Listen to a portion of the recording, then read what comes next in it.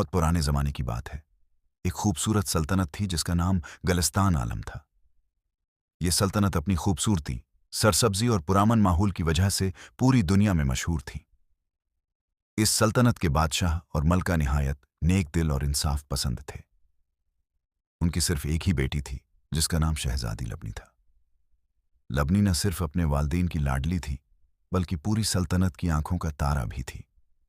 उसका हुस्न बेमिसाल था। गुलाबी रंगत, गहरी आंखें और लंबे स्याह बाल उसकी खूबसूरती में चार चांद लगा देते थे। मगर लबनी की एक और ख़ास आदत भी थी। उसे फैशन का बेहद शौक था। वो मेकअप, कीमती बालों के ज़ीवरात और ऊंची एड़ी वाले जूते बहुत पसंद करती थी। इसके कमरे में दुनिया भर से मंगवाए गए इत्र, लिपस्टिक और कीमती ज़ीवरात भरे हुए थे। वो अक्सर अपनी खादमाहों से कहती, मेरा ताज और ज़्यादा चमकदार होना चाहिए और मेरे जूतों की एड़ियाँ इतनी ऊंची होनी चाहिए कि जब मैं महल में चलूं तो सबको मेरी आमद का पता चल जाए। लेकिन इन तमाम चीज़ों के बावजूद लबनी का दिल सोने जैसा था। जब भी वो महल से बाहर निकलती, हमेशा हिजाब ओढ़ती। वो नहीं चाहती थी कि लोग सिर्फ उसके हुस्न को देखें, बल्कि वो चाहती थी कि उसे उसके अच्छे ऐमाल से पहचाना जाए। वो अपनी शाही बघी में सवार होकर गांव-गांव जाती, गरीबों में खाना तकसीम करती और ज़रूरतमंदों को नए कपड़े देती। सल्तनत के नौजवान उसकी एक झलक देखने के लिए बेताब रहते थे। हर कोई उससे शादी का ख्वाब देखता था। इसी सल्तनत के एक गांव में शैब नाम का एक नौजवान रहता था।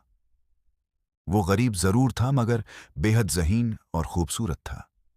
उसका घर छोटा सा था लेकिन साफ सुथरा और दलक्ष था। शुएब का एक राज था।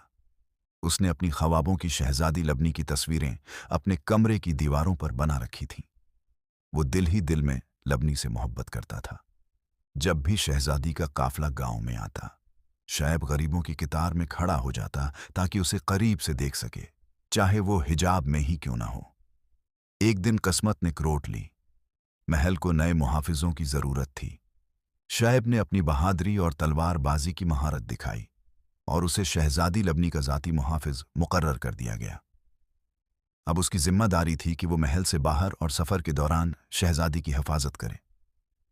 एक दिन लबनी बाग में बैठी अपना मेकअप दरस्त कर रही थी। इस वक्त उसने नकाब हटा रखा था। शुएब पानी लेकर आया। जैसे ही उसकी नजर पहली बार लबनी के चेहरे पर पड़ी, उसके हाथ से पानी का प्याला तकरीबन गिर गया। वो बेअख्तियार बोला, सुभान अल्लाह।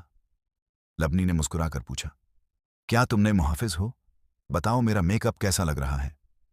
शुएब ने अदब से जवाब दिया, शहजादी, आपके हुस्न के सामने ये मेकअप कुछ भी नहीं। आप तो बगैर मेकअप के भी एक हकीकी शहजादी लगती हैं। लबनी को इसकी सादगी और सच्चाई पसंद आई।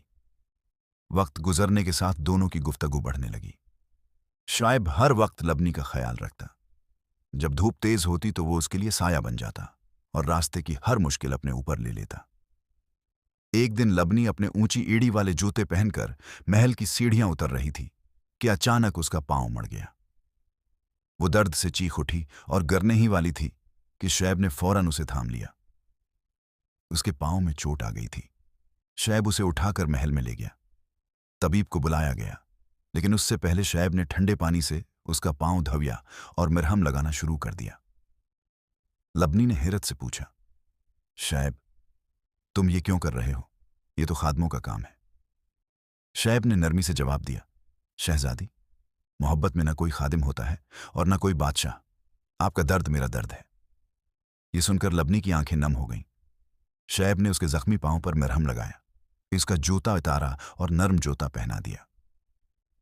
इसी लम्हे लबनी को एहसास हुआ कि शुएब सिर्फ उसका मुहाफिज नहीं बल्कि उसका सच्चा हमसफर है। कुछ अरसे बाद बादशाह ने ऐलान किया कि अब शहजादी की शादी का वक्त आ गया है। शुएब ने हिम्मत करके बादशाह के सामने लबनी का हाथ मांग लिया। पहले तो बादशाह नाराज हुआ, लेकिन लबनी ने कहा, आबा हुजूर, मैं शुएब से शादी करना चाहती हूं। लबनी थोड़ी शरारती भी थी। उसने शुएब की मोहब्बत आजमाने का फैसला किया। उसने सबके सामने कहा, शुएब, मेरी एक शर्त है। बचपन से मेरी ख्वाहिश है कि मेरे पास एक जामनी रंग का घोड़ा हो। शादी इसी वक्त होगी जब तुम मेरे लिए जामनी घोड़ा ले आओगे। महफिल में खामोशी छा गई। सब जानते थे कि जामनी घोड़ा दुनिया में मौजूद ही नहीं। शैब ने मुस्कुराते हुए कहा, शहजादी, क्या इस घोड़े के लिए जामनी रंग की लिपस्टिक भी चाहिए? लबनी हंस पड़ी और बोली, अगर मिल जाए तो बुरा नहीं होगा। शैब ने हार नहीं मानी। वो महीनों जंगलों और दूर दराज इलाकों में घूमता रहा, लेकिन उसे ऐसा घोड़ा न मिला। लोग उसका मजाक उड़ाने लगे।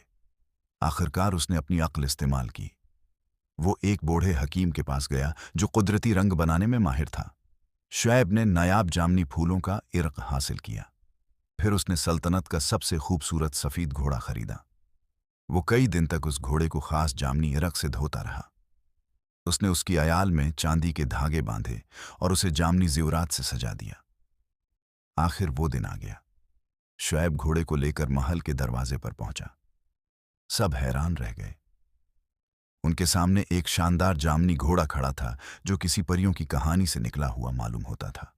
लबनी महल से बाहर आई और घोड़े को देखकर दंग रह गई। वो खुशी से बोली, तुमने वाकई ये कर दिखाया। शुएब ने सिर झुकाकर कहा, आपकी हर ख्वाहिश मेरे लिए हुक्म है, चाहे वो कितनी ही नामुमकिन क्यों न लगे। बादशाह शुएब की मोहब्बत, अक्ल और खुलूस से बहुत मुतासिर हुआ और उसने शादी की इजाज़त दे दी। फिर एक शानदार जश्न मुनाक़द हुआ। लबनी ने अपना पसंदीदा जामनी लिबास पहना, ऊंची एड़ी वाले जोते ज़ैब तन किए और शुएब के साथ जामनी घोड़े पर सवार होकर पूरी सल्तनत का चक्कर लगाया। शादी के बाद शुएब और लबनी ने मिलकर गलिस्तान आलम पर हुकूमत की। शुएब लबनी की शरारतें बर्दाश्त करता और लबनी हर मुश्किल में उसका साथ देती। दोनों मिलकर गरीबों की मदद करते रहे और इंसाफ के साथ हुकूमत करते रहे। यूं उनकी मोहब्बत, वफादारी और खुलूस की ये खूबसूरत दास्तान सदियों तक लोगों के दिलों में जिंदा रही।